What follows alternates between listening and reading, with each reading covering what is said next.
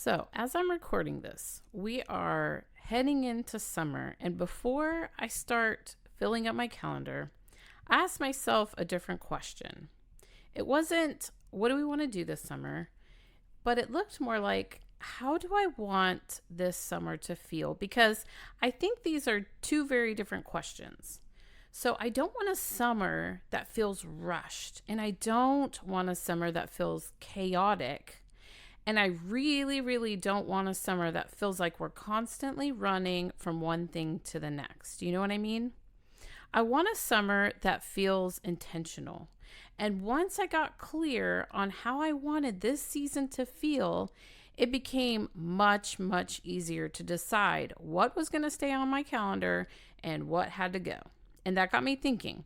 I think this is where a lot of us get stuck. We are trying to prioritize our schedules before we've even decided what kind of life we are trying to build.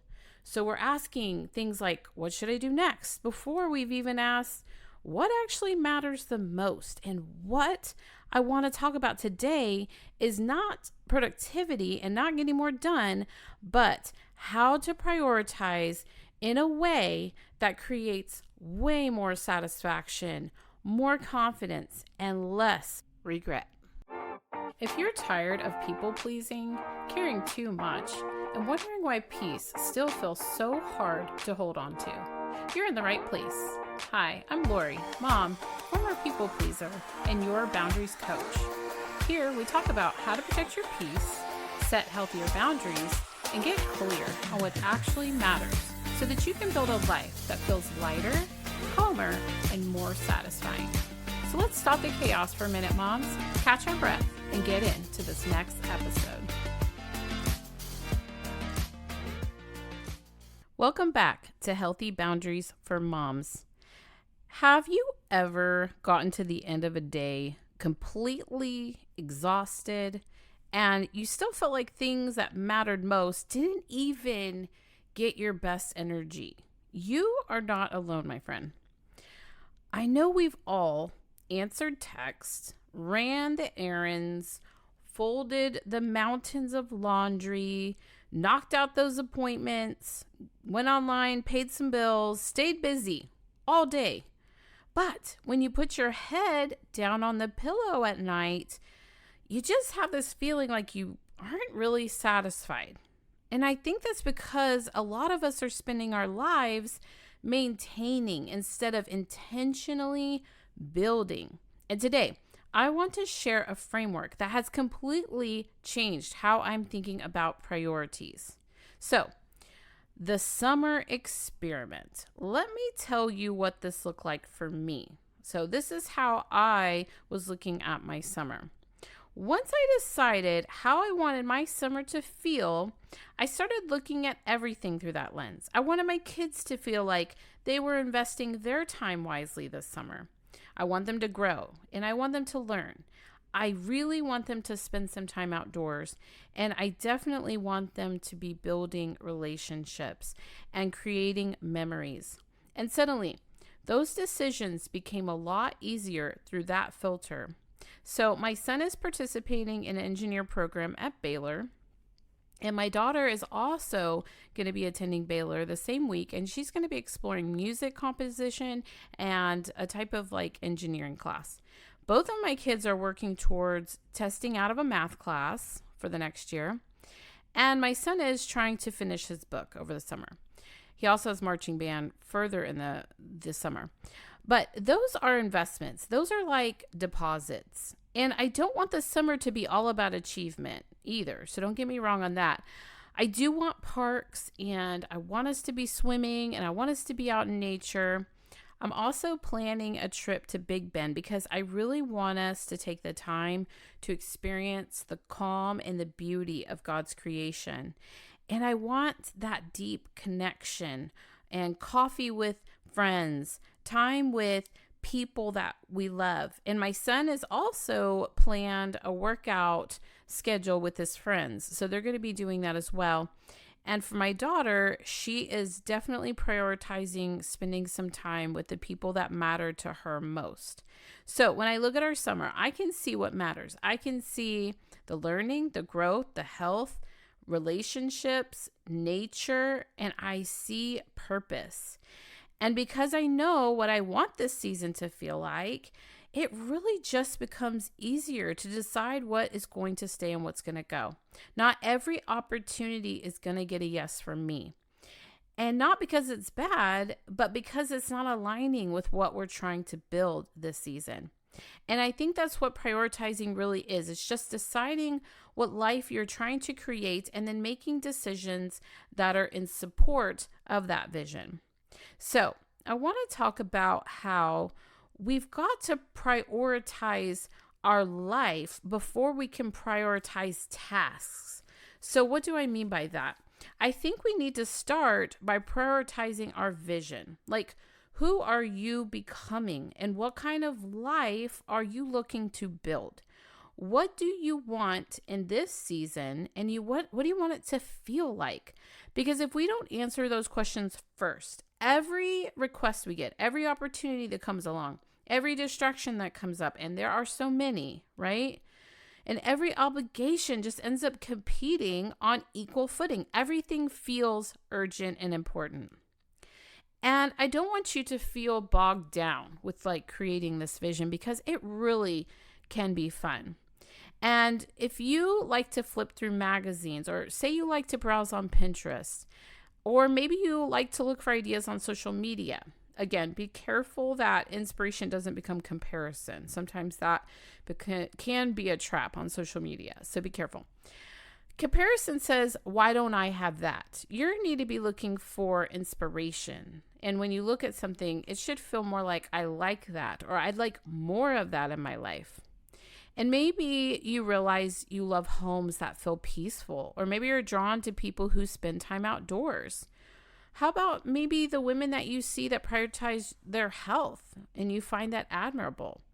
Maybe you love seeing families that are connected and they're intentional. So paying attention to those things, not because you're trying to be like somebody else, but because that may reveal what actually matters to you. Sometimes the things we're drawn to in someone else tells us something about what we would like to create in our own lives. So give yourself permission to re-choose. One of the most beautiful things about creating a vision is that it gives you permission to choose again, re-choose. Maybe you've been doing things a certain way for years, and maybe you've accumulated some commitments that are not fitting anymore in this season of your life. And maybe routines that aren't really serving you anymore need to go. And there could be areas of your life that are creating more stress than is giving you peace. And sometimes we assume because something has always been there that it has to stay like that. And that is not necessarily true. Every season gives us an opportunity to ask the question, would I choose this again? Does this still align with who I'm becoming? Because sometimes I think the most important priority isn't adding something. We've talked about that on prior podcasts. Sometimes it's just about removing something and making more room for other things. Sometimes it's cleaning out what no longer serves you and repurposing your life around what matters most. Just like how we might take out things out of a room in our home and we redesign it to work better to serve our family, we can do the same things with schedules and routines and commitments. So I want to talk about the pillars that matter. Once you decide who you're becoming, you can start to identify your pillars. And what do I mean by pillars? Pillars could be something like your faith, health, relationships, community and friends, home and stewardship, purpose and growth. These are all areas that I want to be investing consistently, not perfectly, consistently, so routinely, because every day I'm either making deposits into those pillars or I'm not. And there is something else I've noticed. Confidence is built when we keep those promises that we make to ourselves. We tend to be very, very good at keeping commitments to everyone else, right? Especially as moms. But often the promises that we begin making to ourselves are the first ones we break, right? The workout gets pushed to tomorrow, or the devotional gets skipped. The walk gets skipped. And the goal that we said mattered gets moved to next week. And every time we repeatedly break these promises we are making to ourselves, we are eroding the trust in ourselves. But every time, this is the positive part, every time we keep a promise to ourselves, we are building confidence. We are building proof that what we say matters. And confidence isn't just by accomplishing big things. It's built by consistently and daily honoring what we said was important.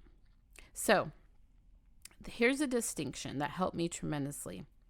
There are deposits, and then there is maintenance.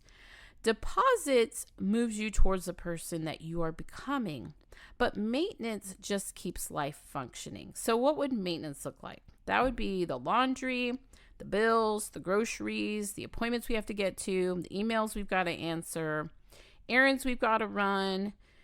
And maintenance does matter. Don't get me wrong. We need that to live a full life, but maintenance alone does not create fulfillment. So let me say that again. Maintenance alone does not create fulfillment. And here's something I've learned. Maintenance doesn't have to consume every day. Laundry can have its day. Groceries can have a day. Errands can have their day. And you can put bills on a separate day.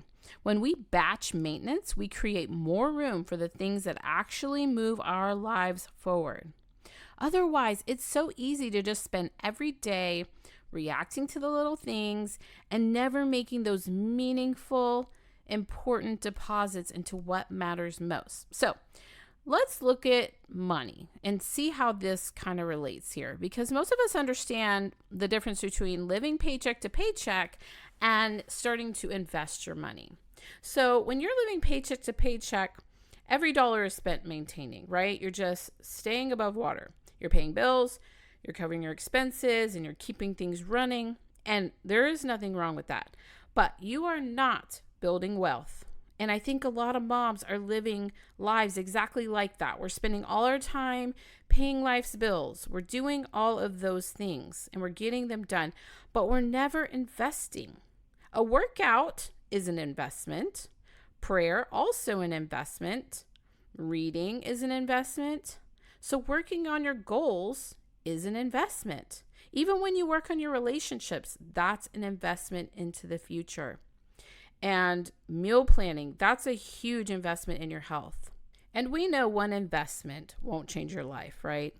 But we also are aware that repeated investments compound. Just like a mutual fund, strength compounds and confidence compounds. Peace compounds. All of these things, all these pillars, relationships, they compound and they create momentum. And eventually you begin to experience the return on those investments. This is why proactive living matters so much, because being proactive creates that margin that we're looking for. And margin creates confidence. Meal planning isn't really about food. It's about helping future you. Just like planning your workouts isn't really about your calendar, it's about helping future you. Looking at your week ahead and planning your budget, or how about scheduling your appointments before they come urgent? These are all investments in future you. They create the breathing room that you're looking for, and they're reducing stress and giving you momentum at the same time. So the goal is to stop living reactively and start creating those little pockets of space between you and the next emergency. So one question I've started asking myself, will future me thank me for this? Because future you is either going to thank you or is going to rescue you. So meal planning, future you says, thank you. Preparing for the week, future you says, thank you. Getting your workout in, what do you think? Future you is going to thank you. How about ignoring everything until it becomes urgent? Now future you has to rescue you. So as you're listening to this, I don't want you to feel exhausted, and I don't want you to feel like this is another list of things that you've got to do and improve. That's not the point. The point is to get excited about what you're building. This should be fun, and it should feel motivating. It should give you some invigoration because you're not looking for everything that's wrong. You're just looking for possibilities and you're looking for opportunities. You're looking for what would make you excited to wake up and live your life. A good vision should pull you forward and not push you harder and put more pressure on you. We're not trying to build a life that's fuller and busier. We're building more peace and more growth and intentionality. So what does scripture say about this? In Philippians, Paul prays that believers would grow in wisdom and discernment so they could discern what is best, not what is good and not what's urgent needs to be done right away, but what is best. That means prioritizing really is deciding what is best. It is discerning what deserves your time and attention and energy this season. And in Ephesians, we're reminded to live wisely and make the most of our opportunities, not by cramming more into our days, but by being intentional with the days that we've been given. So before we finish, I want to come back to something I mentioned earlier. When we put our head on the pillow at night, okay, we're usually going to feel one of two things, either satisfaction or regret. Not because we got everything done. Nobody gets everything done, but because deep down we know whether we invested in what mattered. Did we make those deposits? Did we keep those promises that we've been making to ourselves? Did we move toward the person we are trying to become? Because satisfaction is a multiplier. It creates momentum. It builds confidence. It makes that next healthy decision so much easier. However, regret tends to do the complete opposite. It discourages us. It makes us feel stuck. It makes us feel like we're just constantly starting over every Monday. And that's why prioritizing matters. Not because we're trying to become more productive, but because we're trying to create a more satisfied and less regretful life. And so, here's my challenge for you this week. Ask yourself, how do I want this season to feel? Who am I becoming? And what are my pillars? What deposits can I make into those pillars starting today? And when you are deciding between two tasks, ask, am I paying a bill or am I making an investment? Because the most satisfying days aren't usually the days we got everything done. I mean, we've all been on a day like that and still we weren't satisfied. The days that we invested are the ones that matter most. The days we made deposits into the person that we are becoming. And over time, those deposits will compound into a life that you are excited to live. Hey friend, I hope you enjoyed today's episode. If so, would you take 30 seconds and go join our free Facebook page at Healthy Boundaries for Moms? That's where we go deeper, share what's actually working, and support each other in real life. I will also share some great tools and tips to help you along this journey. I have also included a link to sign up for our brand new weekly newsletter in the Facebook group.